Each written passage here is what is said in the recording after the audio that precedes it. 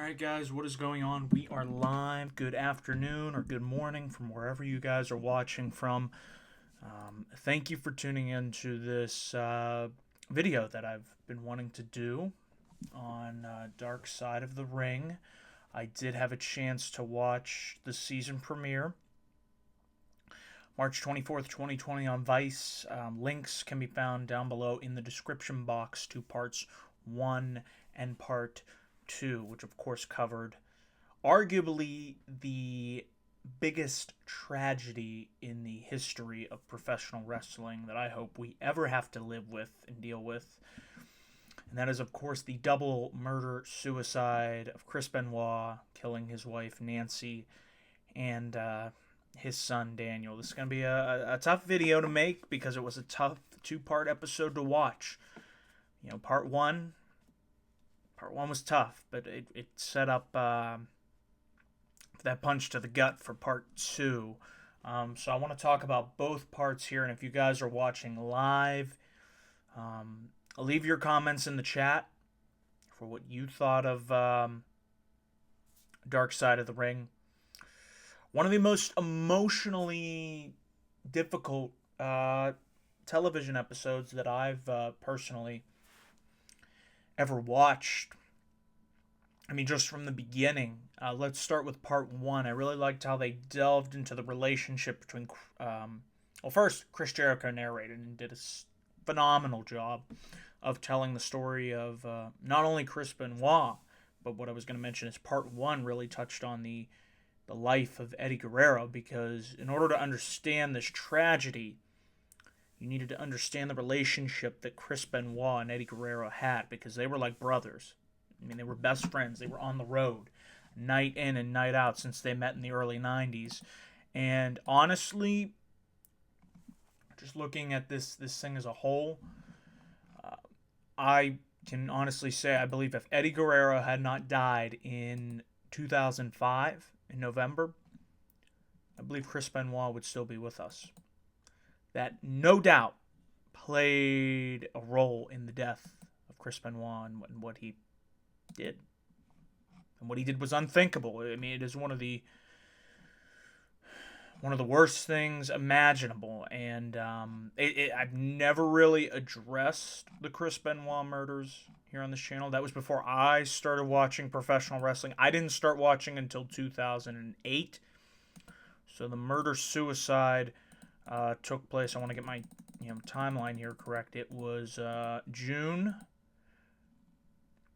the weekend of June 23rd, 24th.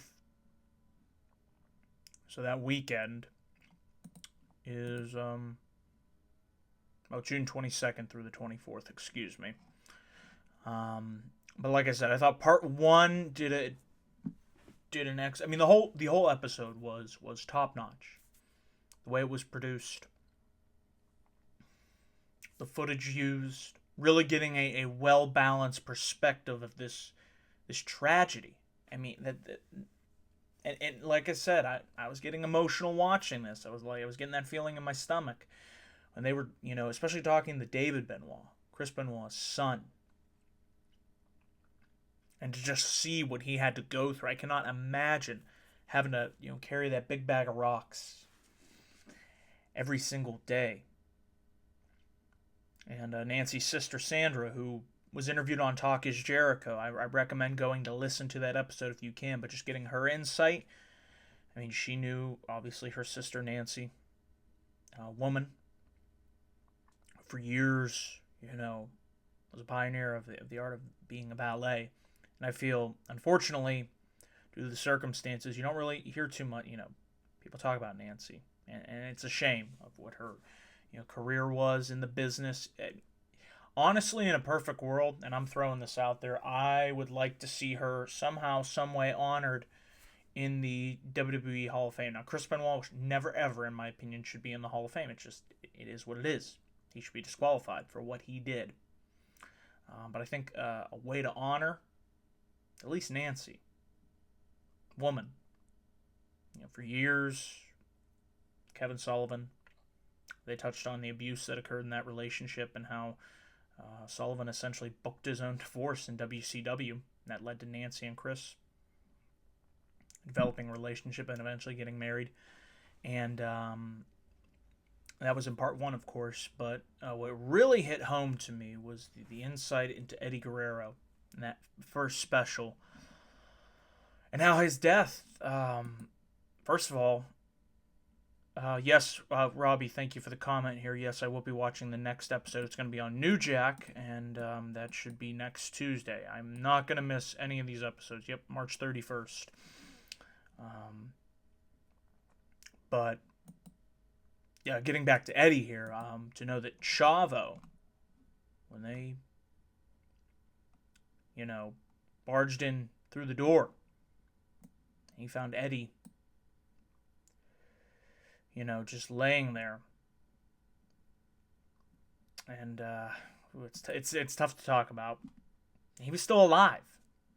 And, Chavo was just like, Eddie, are you okay? And then when he had to break the news to Chris Benoit, I think a piece of him died that day. He was never the same after Eddie's death, and I think it just led, with losing friends like the Big Boss Man, Mr. Perfect, just friend after friend. I mean, just to see all your friends die around you, and then with the CTE, getting your head bashed in night after night after night.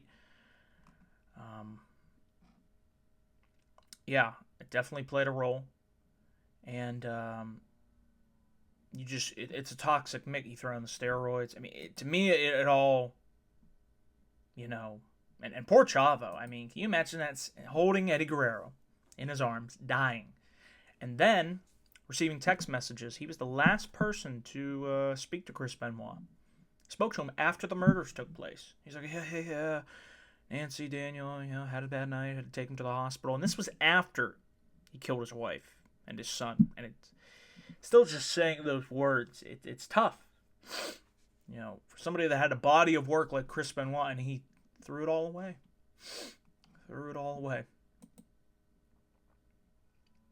And 13 years. It's hard to believe it's been 13 years. It's crazy. It's like, where does the time go?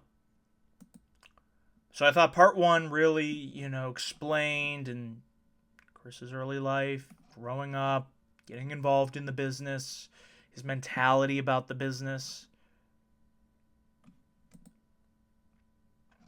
And then part two, I knew I wasn't going to be ready for it. I was like, hold on, this is going to be an emotional roller coaster ride. But and when they showed the crime scene footage, that's where it really hit me. I'm like, holy crap. I wasn't ready for that. To see inside the house. Now, of course, they didn't show the body. I mean, no, you're not going to see that. But that might have been the toughest part right there. I mean, when they went in to Daniel's bedroom and there was a knife, a big knife underneath the bed. And it's just like, whoa. And I'm not going to get into the details of what happened because, it's just something that I just don't feel. I mean, this is very tough to talk about. And, just hearing about the officers that were first on the scene and then discovering Chris's body hanging there from the weight machine. I mean, it's just like unbelievable.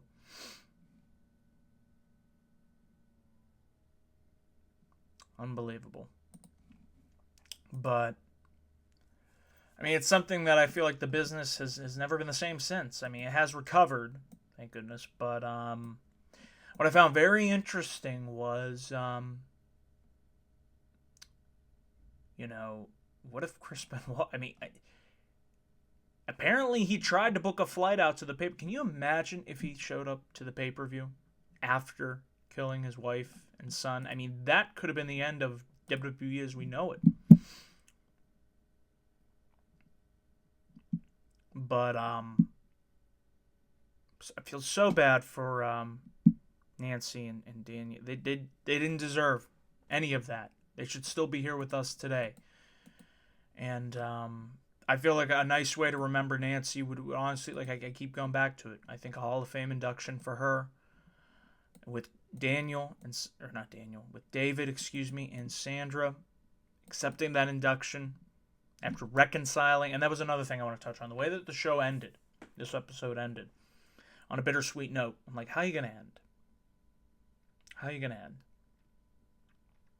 And it's like, well, having them reunite after all those years of being away, and, you know, Chris Jericho, kudos to him for stepping up and bringing,